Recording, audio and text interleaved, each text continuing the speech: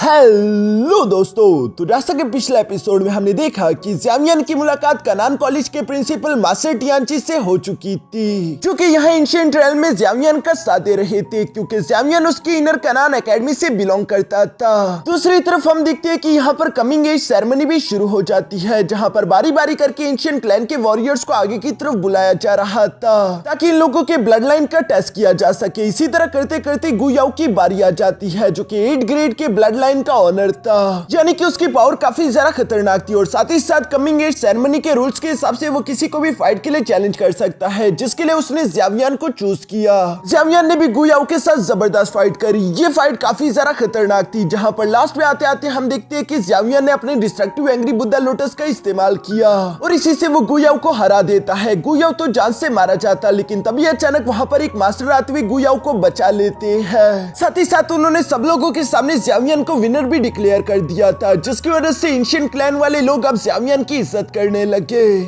अब आगे तो नेक्स्ट एपिसोड की शुरुआत यहाँ पर बिल्कुल उसी सीन से शुरू होती है, जहाँ पर हम देखते हैं कि मास्टर टोंगजुआन ने यहाँ पर ज़्यामियन और गुयाओ की फाइट को रोक दिया था। सब लोग यहाँ मास्टर टोंगजुआन की तरफ देख रहे थे, तभी अचानक मास्टर टोंगजुआन यहाँ ज़्यामियन और गुयाओ से कहते हैं कि तुम दोनों वापस अपनी जगह पर चले जाओ, क्योंकि अब आगे कमिंग एज सेरेमनी को मैं होस्ट करने वाला हूँ। जो सुनकर ज़्यामियन और गुयाओ बिल्कुल ऐसे ही करते हैं। मिस जुनीर तो ज़्यामियन को आता हुआ देखकर परेशान होकर ज़्यामियन से फौरन सवाल करते हुए कहती है कि ज़्यामियन तुम ठीक तो हो ना, जिस पर ज़्यामियन जवाब देते हुए कहता है कि हाँ मैं बिल्कुल ठीक हूँ, बस मैंने थोड़ी एनर्जी ज्यादा इस्तेमाल कर ली, लगता है कि मुझे रेस्ट की जरूरत है, उसके बाद मैं बिल्कुल फिट फाट हो जाऊंगा। ये सब कहते हुए ज़्यामियन मास्टर टियांची को भी ग्रीट करता है। दूसरी तरफ मास्टर टियांची को भी ज़्यामियन पर काफी ज्यादा प्राउड महसूस हो रहा था, क्योंकि बिना एंशिएंट ब्लड लाइन के उसने गुयाओ को इतनी बुरी तरीके से हरा दिया। साथ ही साथ वो ज़्यामियन से कहता है कि अब एंशिएंट क्लैन के पास कोई रीजन नहीं है कि वो तुम्हें तुम्हारे ज़्याओ क्लैन का कोटा ना देते हुए तुम्हें एंशिएंट टॉम ना बेचे।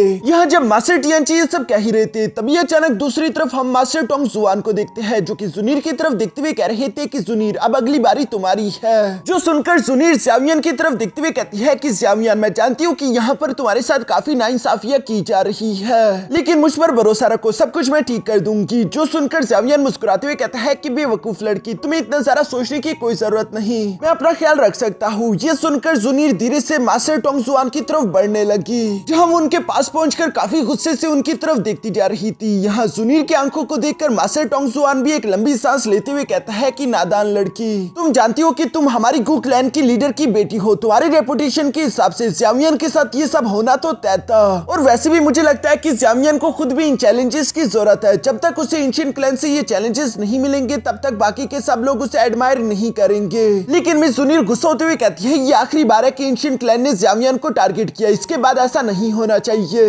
जिस पर मास्टर टोंगजुआन जवाब देते हुए कहता है कि वैसे भी ज़्यामियन ने अपनी ताकत का इस्तेमाल करते हुए सब लोगों के सामने ये बात साबित कर दी कि उससे पंगा लेना अच्छा नहीं, तो मुझे नहीं लगता कि बिला वजह अब लोग ज़्यामियन को परेशान करेंगे। जो सुनकर मिस जुनीर जवाब देते हुए कहती है कि अच्छा ठीक है, चलो अब सेरेमनी को शुरू करते हैं। मास्टर टोंगजुआन भी जुनीर की ये बात सुनती ही फौरन से इशारा करके वहाँ पर टेस्टिंग प्लेटफॉर्म को समन कर चुका, जिस पर मिस जुनीर धीरे से फ्लोट करते हुए आ जाती है। सब लोग ही मिस जुनीर के टेस्ट के लिए काफी ज्यादा एक्साइटेड थे, लेकिन सबसे ज्यादा एक्साइटेड तो इस वक्त ज़्यामियन था, जो कि प्यार से जुनीर की तरफ देखते हुए कहता है कि जुनीर मैं देखना चाहता हूँ कि इस बार तुम लोगों को किस तरह से सरप्राइज करती हो। इसी के साथ हम देखते हैं कि मिस जुनीर का टेस्ट शुरू हो जाता है। उसकी बॉडी से निकलती हुई एनर्जी ऊपर स्टार क्रिस्टल में जा रही थी, जिसकी वजह से नीचे की तरफ मौजूद बारी बारी करके छोटे स्टार क्रिस्टल ने चमकना शुरू कर दिया था, और इसी तरह इन स्टार्स की दरार बढ़ते बढ़ते 9 तक पहुंच जाती है, जो देखकर तो सब लोग ही सरप्राइज हो गए थे।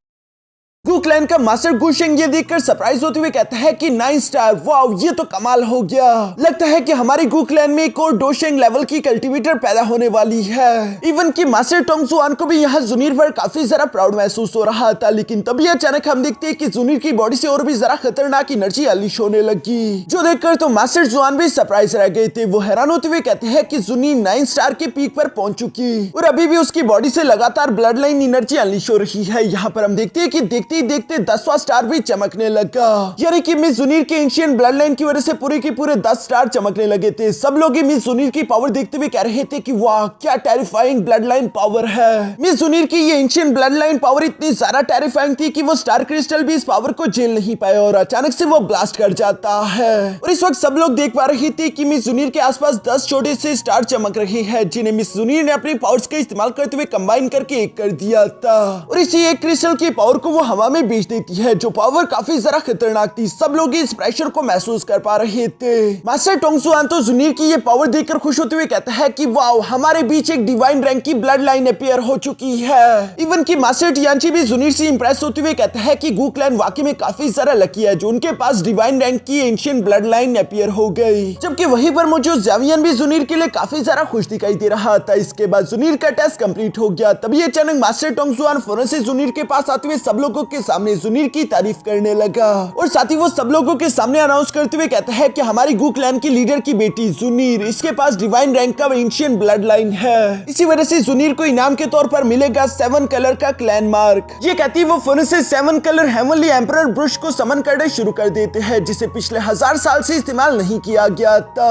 और मास्टर टोंगसुआन एक्साइटेड होते हुए कह रहे थे कि ये मेरे लिए फख्र की बात है कि मैं इस एम्परर ब्रुश का इस्तेमाल कर रहा हूँ तुम्हारे लिए 7 कलर क्लैन मार्क बनाने के लिए। हालांकि ये बात अलग थी कि 7 कलर का एंशिएंट क्लैन मार्क बनाना काफी ज्यादा डिफिकल्ट काम था। इवन की मास्टर टोंगसुआन को भी अपनी पूरी जान लगानी पड़ रही थी। मास्टर टोंगसुआन ऑलरेडी डोशिंग लेवल पर थे, पर फिर भी उनकी बहुत सारी डो की एनर्जी जाया हो गई 7 कलर क्लैन मार्क को बनाने के लिए। उन्हें ऐसा लग रहा था कि आज के दिन ये मार्क उनकी बॉडी से सारी की सारी डो की एनर्जी छीन लेगा। और इस मार्क को बनाने के बाद हम देखते हैं कि ये सीधा जाते हुए मिस जूनियर के माथे पर इम्प्लांट हो गया, जिसकी वजह से मिस जूनियर की डो की पावर कई हद तक बढ़ गई। यहाँ पर सब लोग काफी ज्यादा खुश दिखाई दे रहे थे कि 1000 साल बाद ही सही, लेकिन आखिरकार हम लोगों को 7 कलर एंशिएंट क्लैन मार्क देखने को तो मिला। यहाँ पर सब लोग गू क्लैन की जय जयकार कर रहे थे। दूसरी तरफ हम देखते हैं कि यहाँ 7 कलर एंशिएंट क्लैन मार्क को बनाते हुए मास्टर टोंगसुआन काफी बुरी तरीके से थक चुके थे, लेकिन आखिरकार ये कैसे तैसे कंप्लीट हो गया। इसलिए मिस जूनियर भी मास्टर टोंगसुआन का इसके लिए शुक्रिया अदा कर रही थी। जिसके बाद मिस जूनियर वापस से यहाँ ज़ावियन के पास आ जाती है। ज़ावियन भी जूनियर के सामने खड़े होते हुए कहता है कि बस सिर्फ तुम्हें थोड़ा सा और वक्त चाहिए, उसके बाद मुझे पूरा यकीन है कि तुम यहाँ पर मौजूद हर एक इंसान को सरपास करके आगे निकल जाओगी। जो बात बेशक ही मास्टर टियांची को जेलस कर देता है, लेकिन वो भी इस बात को अच्छे से जानते रहा कि जूनियर के पास डिवाइन रैंक का एंशिएंट ब्लड लाइन है। इसके बाद वो ज़ावियन से कहता है कि अभी ये कमिंग एज सेरेमनी खत्म नहीं हुई और वैसे भी तुम्हारी बॉडी के अंदर मौजूद एनर्जी इस वक्त अनस्टेबल है, इसलिए जब तक ये सेरेमनी खत्म नहीं हो जाती ज़ावियन तुम अपने लिए कोई जगह ढूंढकर खुद की बॉडी के अंदर मौजूद जख्मों को हील कर लो। जो सुनकर तो मिस जूनियर ने फौरन से यहाँ मिस्टर लिन को बुला लिया था और वो मिस्टर लिन को ऑर्डर देते हुए कहती है कि ज़ावियन को अपने साथ रिकवरी के लिए ले जाओ, जिस पर मिस्टर लिन कहता है कि ठीक है जैसा आपका हुक्म। दूसरी तरफ जूनियर यहाँ पर पॉइजन गर्ल से भी रिक्वेस्ट करते हुए कहती है कि जब तक मैं ज़ावियन के पास वापस ना आ जाऊँ तब तक तुम ज़ावियन के साथ रहकर प्लीज उसका ख्याल रखना। जो सुनकर पॉइजन गर्ल भी जवाब देते हुए कहती है कि फिक्र मत करो। इसके बाद सीन शिफ्ट होकर ऊपर की तरफ मौजूद 2 लड़कों पर आ जाता है, जो कि आपस में बातें करते हुए कहता है कि ये क्या गू क्लैन में तो एक डिवाइन रैंक की ब्लड लाइन अपीयर हो चुकी है, जो कि हमारे हुन क्लैन के लिए बिल्कुल भी अच्छा नहीं। मुझे लगता है कि आने वाले फ्यूचर में ये लड़की हमारे हुन क्लैन की सबसे बड़ी दुश्मन बनेगी। हमें उससे पहले ही किसी अच्छे मौके की तलाश करके इस लड़की को जान से मारकर इसे अपना पीछे छुड़वाना होगा। दोस्तों वैसे मैं पहले ही बता देता हूँ कि हुन क्लैन और सोल पैलेस दोनों ही एक दूसरे से जुड़े हुए हैं। इसके बाद हम लोगों को यहाँ रात का सीन दिखाया जाता है, जहां ज़ावियन आराम से कमरे में बैठकर अपनी कल्टीवेशन प्रैक्टिस कर रहा था और पॉइजन गर्ल उसे प्रोटेक्ट करने के लिए बाहर मौजूद थी। तभी अचानक यहाँ पर मिस जूनियर भी आ जाती है, जो कि पॉइजन गर्ल से सवाल करते हुए कह रही थी कि अब ज़ावियन कैसा है। इस पर पॉइजन गर्ल बताती है कि ज़ावियन की बॉडी के अंदर मौजूद एनर्जी इस वक्त काफी ज्यादा अनस्टेबल है। यह सुनकर जूनियर ने फौरन अपने पास से एक मेडिसिन निकाल दी, जिसे वो पॉइजन गर्ल के हवाले करते हुए कहती है कि ये ज़ावियन को दे देना, इसका इस्तेमाल करते हुए अपनी बॉडी के अंदर मौजूद एनर्जी को स्टेबलाइज कर सकेगा। जो सुनकर पॉइजन गर्ल ने बेशक वो मेडिसिन ले तो ली थी, लेकिन वो यहाँ जूनियर से सवाल करते हुए कहती है कि तुम खुद ये दवाई ज़ावियन को जाकर क्यों नहीं दे रही। जिस पर जूनियर जवाब देते हुए कहती है कि 2 दिन बाद हेवनली टॉम का दरवाजा ओपन होगा और आज की शाम हमारी गू क्लैन के एल्डर्स की बीच मीटिंग है, जो कि ये डिसाइड करेंगे कि हेवनली टॉम के अंदर कौन कौन जाने वाला है। मुझे लगता है कि वो लोग जरूर ज़ावियन को नुकसान पहुंचाना चाहेंगे, इसलिए मैं उस मीटिंग की तरफ जा रही हूँ। जो सुनकर पॉइजन गर्ल जवाब देते हुए कहती है कि अच्छा ठीक है, तुम आराम से जा सकती हो। पीछे की तरफ ज़ावियन की हिफाजत करने के लिए मैं यहीं वहीं पर मौजूद हूँ। जो सुनकर जुनीर पॉइजन गर्ल से कहती है कि इस बार चाहे जो मर्जी हो जाए मैं अपनी पूरी जान लगा दूंगी ताकि ज़ावियन ज़्याओ क्लैन को हेवनली टॉम में रिप्रेजेंट कर सके।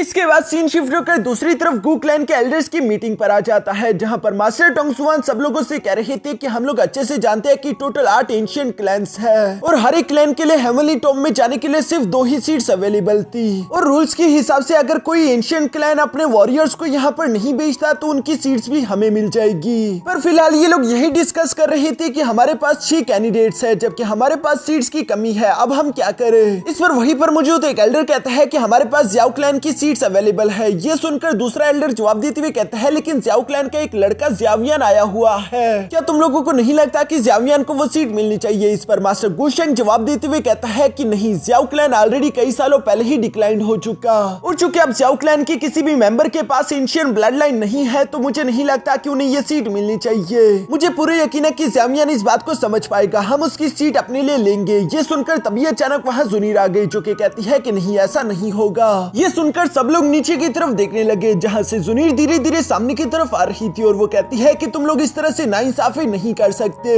कई सालों पहले जब ज़्याओ क्लैन हमारे सेंट्रल प्लेन को छोड़कर गया था तब हमारी गू क्लैन ने बेशक उनकी स्पॉट्स को ले लिया, मगर अब चूंकि ज़्याओ क्लैन से कोई वापस आ चुका है तो मुझे लगता है कि हमें उसकी सीट उसे वापस करनी चाहिए। अगर हम ऐसा नहीं करते तो ये नाइंसाफी होगी। ये सुनकर तो सारे के सारे एल्डर्स खामोश हो गए, लेकिन मास्टर गुशेंग वहाँ पर मुझे जुनीर से कहता है कि तुम हमारी गू क्लैन की मेंबर हो, तुम्हें इस बात को नहीं बोलना चाहिए बल्कि तुम्हें गू क्लैन के फायदों के बारे में सोचना चाहिए। ये सुनकर मिस जुनीर जवाब देते हुए कहती है कि मैं एंशिएंट क्लैन के प्रिंसिपल्स को अच्छे से जानती हूँ। ज़्याओ क्लैन के जाने के बाद हमने उनकी 2 सीट्स को अपने लिए लेकर इस्तेमाल किया, ये हमारे लिए काफी ज्यादा फायदे की बात थी, हमें तो उनका एहसानमंद होना चाहिए। लेकिन अब चूंकि ज़्याओ क्लैन से कोई वापस आ चुका है तो आप उसकी सीट भी उसे वापस नहीं कर रहे। मैं इस तरह की घटिया काम नहीं कर सकती और अगर किसी में थोड़ी सी भी इंसानियत हो तो वो ऐसा नहीं करेगा। ये सुनकर मास्टर गुशेंग को तो काफी ज्यादा गुस्सा रहा था लेकिन वो कुछ नहीं कह पाता। तभी अचानक वहाँ पर मौजूद एक दूसरा एल्डर मिस जुनीर से कहता है कि तुम जो भी कह रही हो वो बिल्कुल ठीक है, लेकिन यहाँ पर जो भी डिसीजन होगा वो सिर्फ एल्डर्स ले सकते हैं और चूंकि तुम हमारे क्लैन की कोई एल्डर नहीं हो इसलिए मुझे नहीं लगता कि तुम्हारा यहाँ पर कुछ भी कहना बनता है। जो सुनकर मिस जुनीर जवाब देते हुए कहती है कि मास्टर गुकियान, शायद तुम भूल गए कि मेरे पास कौन सी अथॉरिटी है। और ये कहते साथ ही मिस जुनीर ने फौरन से अपने 7 कलर क्लैन मार्क को एक्टिवेट कर दिया, जिस क्लैन मार्क की पावर तो काफी ज्यादा टेरिफाइंग थी। मास्टर टोंगसुआन ये देखकर बाकी के सारे एल्डर से कहता है कि हाँ, हम ये बात अच्छे से जानते हैं कि जिसके पास भी 7 कलर का एंशिएंट क्लैन मार्क होगा उसका क्लैन में स्टेटस काफी ज्यादा ऊंचा हो जाता है। इस वक्त जुनीर का स्टेटस तुम में से भी कई सारे एल्डर से ऊंचा है, इसी वजह से हमें जुनीर की बात सुननी चाहिए। हमारी गू क्लैन ने ज़्याओ क्लैन के स्पॉट्स को काफी अरसे तक इस्तेमाल किया, अब वक्त आ चुका है कि हम उनकी सीट को वापस कर दे। जो सुनकर तो सारे के सारे एल्डर्स अपना मुंह बनाने लगे लेकिन कोई भी कुछ नहीं कह पाता, इसलिए मास्टर टोंगसुआन कहता है चूंकि किसी को भी कोई ऑब्जेक्शन नहीं है इसलिए फैसला हो चुका कि ज़्यावियन को वो सीट मिलेगी। जुनीर जाके ज़्यावियन को बता दो कि वो हेवनली टॉम के लिए खुद को तैयार कर ले। जो सुनकर मिस जुनीर भी फौरन यहाँ से रवाना हो गई। मिस जुनीर के जाने के बाद मास्टर गुशेंग मास्टर टोंगसुआन से सवाल करते हुए कहता है कि हेवनली टॉम के अंदर महान ज़्याओ जुआन की कब्र भी मौजूद है जिस तक हमारे क्लैन का कोई भी मेंबर नहीं पहुंच पाया। उनकी ये फिक्र भरी बात सुनकर तभी अचानक वहाँ पर किसी की आवाज सुनाई दी जो कि कह रहा था कि तुम फिक्र मत करो, ज़्याओ जुआन की टेक्निक्स और मेथड्स काफी ज्यादा मिस्टीरियस थे, इवन कि अगर मैं भी वहाँ पर चला जाऊँ तब भी मेरे सक्सेसफुल होने के चांसेस सिर्फ 50% है। ज़्यावियन का तो कोई चांस नहीं कि वो ज़्याओ जुआन की लेगेसी को हासिल कर सके, इसलिए तुम सब लोग अब यहाँ से जा सकते हो। जो ऑर्डर सुनती वहाँ पर मुझे सारे के सारे एल्डर बिल्कुल ऐसे ही करते यहाँ से रवाना हो गए सिवाय मास्टर टोंगसुआन के। और मास्टर टोंगसुआन उस आदमी की तरफ देखते हुए उन्हें रिस्पेक्ट पेश करते हुए कह रहा था कि क्लैन लीडर, आखिर आप इस लड़के ज़्यावियन के बारे में क्या सोचते हो जिस पर हम लोग पहली बार गू क्लैन के लीडर को देखते हैं, जो कि बस सिर्फ इतना ही जवाब देता है कि इस लड़के में काफी सारा काबिलियत है। इसके बाद हम लोगों को नेक्स्ट डे मॉर्निंग का सीन दिखाया जाता है जहां ज़्यावियन अपने 3000 थंडर टेक्निक का इस्तेमाल करते हुए काफी तेजी के साथ पहाड़ों में मूव कर रहा था। साथ ही वो खुश होते हुए कह रहा था कि आखिरकार मैंने दोबारा से अपनी पीक कंडीशन को रिस्टोर कर लिया। ये सब कुछ जुनीर की उस मेडिसिन की वजह से हुआ, क्योंकि अगर वो मेडिसिन ना होता तो मैं इतनी जल्दी से इस एनर्जी को अपनी बॉडी में स्टेबलाइज ना कर पाता। ज़्यावियन अभी यहाँ पर ये सब सोच रहा था तभी अचानक उसे अपने पीछे कोई महसूस हुआ जो कि वही गू क्लैन का लीडर है। ज़्यावियन उसे देखकर धीरे से उसके पास आते हुए कहता है कि मुझे माफ कर दीजिए सीनियर, मैंने आपको देखा नहीं था, कहीं मैंने आपको डिस्टर्ब तो नहीं कर दिया। जो सुनकर अचानक से वो आदमी खड़ा होते हुए कहता है कि सॉरी की कोई जरूरत नहीं, बल्कि मैं तो यहाँ पर तुम्हारा ही इंतजार कर रहा था। ये कहते ही वो आदमी फौरन से अपनी पावर्स का इस्तेमाल करते हुए ज़्यावियन को टेलीपोर्ट करके अपने साथ कहीं दूर ले आता है, जो देखकर तो ज़्यावियन भी पूरी तरीके से शॉक हो गया था। दूसरी तरफ वो आदमी ज़ियाओयान से कहता है कि मैंने इस बात की उम्मीद बिल्कुल भी नहीं की थी कि ज़ियाओ क्लैन के एंशिएंट ब्लड लाइन के खत्म होने के बाद वो तुम जैसे किसी एक्सीलेंट वॉरियर को पैदा कर पाएंगे। जो सारी बातें सुनकर दूसरी तरफ ज़ियाओयान खुद को इंट्रोड्यूस करवाते हुए कहता है कि मेरा नाम ज़ियाओयान है, क्या सीनियर मैं जान सकता हूँ कि आखिर आपका नाम क्या है। जिस पर वो आदमी जवाब देते हुए कहता है कि हाँ, मैं ज़ुनिर का फादर गु क्लैन का लीडर गु युआन हूँ, तुम्हें इतना सारा घबराने की कोई जरूरत नहीं। जो सुनकर दूसरी तरफ ज़ियाओयान हैरान होते हुए कह रहा था कि क्या ज़ुनिर का फादर, लेकिन फिर वो थोड़ी देर सोचने के बाद यहाँ मास्टर युआन से सवाल करते हुए कहता है कि वैसे आप मुझे क्यों ढूंढ रहे थे।